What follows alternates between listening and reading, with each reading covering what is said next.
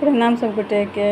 हम अंजू मिश्रा आज अहाँ सबके बीच एकटा जिमुतवाहनके पौराणिक कथा लऽ कऽ उपस्थित छी।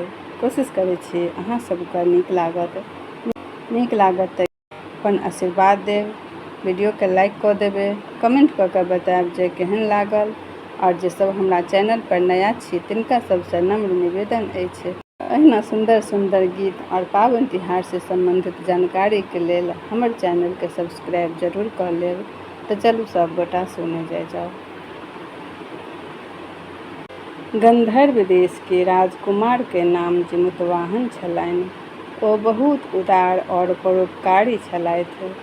जिमुतवाहन के पिता वृद्धावस्था में वानप्रस्थ जाइत काल जिमुतवाहन के राज सिंहासन पर बैसा देलखिन, लेकिन हुनकर मन राजपाट में नहीं लगै छलनि।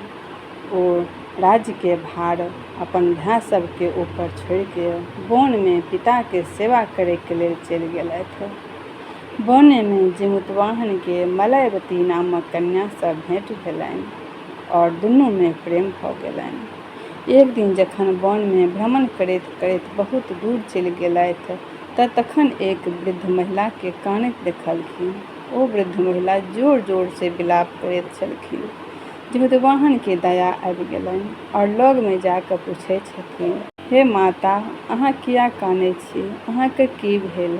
तहन ओ वृद्ध महिला कहै छथिन जे हम नागवंश के स्त्री छी। हमरा एकेटा पुत्र अछि।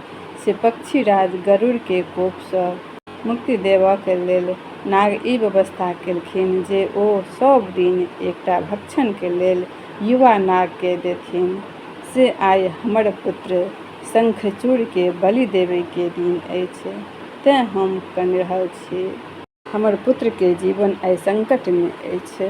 कनिये काल में हम पुत्र विहीन भऽ जायब। एक स्त्री के लेल एहिसँ बड़का दुख और कोन होइ छै जे माँ के रहैत ओकर पुत्र नहीं रहतै। जिमुतवाहन के ई सब सुनि के बड्ड दुख भेलनि। ओ वृद्ध महिला के संतोष देलखिन जे अहाँ नहीं डरू, अहाँ नहीं कानू, अहाँ के पुत्र के किछ नहीं हैत। अहाँ के पुत्र के रक्षा हम स्वयं करब। हुनका बदले हम लाल कपड़ा में बांधि कऽ वधशिला पर जाकर सुति जायब। तखन गरुड़ हमरा लऽ जाकर खा लेत और अहाँ के पुत्र बचि जेता। एते कहि कऽ जिमुतवाहन शंखचूड़ के हाथ से ललका कपड़ा लऽ लेलखिन और ललका कपड़ा में अपने आप को लपेट कऽ गरुड़ के बलि देवे के लेल ओहि शिला पर सुति गेलखिन। निश्चित समय पर गरुड़ बहुत वेग से एलखिन और लाल कपड़ा में बांधल जिमुतवाहन के पंजा से दबोचि कऽ पहाड़ के शिखर पर जाकर बैस गेलखिन। गरुड़ अपन कठोर चोंच से प्रहार केलखिन और जिमुतवाहन के शरीर से मांस के बड़ा सा हिस्सा नोचि लेलखिन। जिमुतवाहन के बहुत दर्द हुआ लगलनि, बहुत पीड़ा हुआ लगलनि।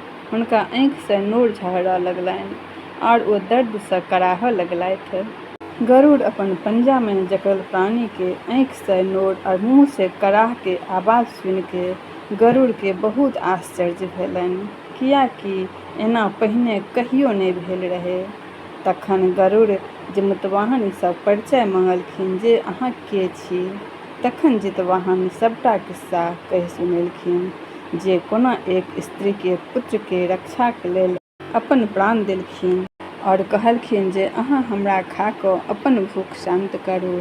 तखन गरुड़ हुनका बहादुरी और दोसर के प्राण रक्षा के लेल स्वयं के बलिदान दे कऽ हिम्मत से बहुत प्रभावित भेलखिन। ओ स्वयं पर पछतावऽ लगलथि। ओ सोचऽ लगलथि जे ई मनुष्य जे दोसर के पुत्र के रक्षा के लेल स्वयं बलि दे के लेल तैयार यऽ और हम देव संरक्षण में छी, तखन दोसर के संतान के बलि लऽ रहल छी।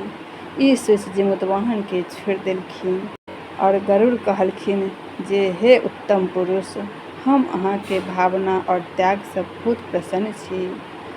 हम जे अहाँ के शरीर पर घाव कऽ देलहुँ तकरा हम ठीक कऽ दैत छी।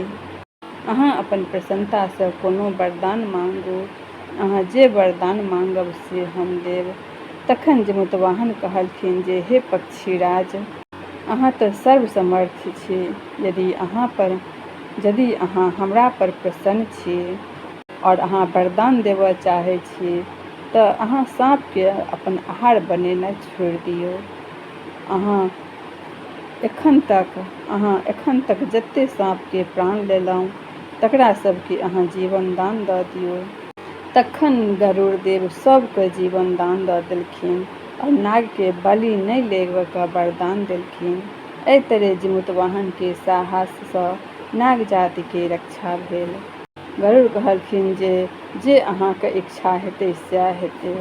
जिमुतवाहन, हे जिमुतवाहन, जे स्त्री अहाँके बलिदानके कथा सुनत और विधिपूर्वक व्रतके पालन करत तकर संतान मृत्युके मुँहसँ निकलि जेतै और दीर्घायु भऽ जेतै।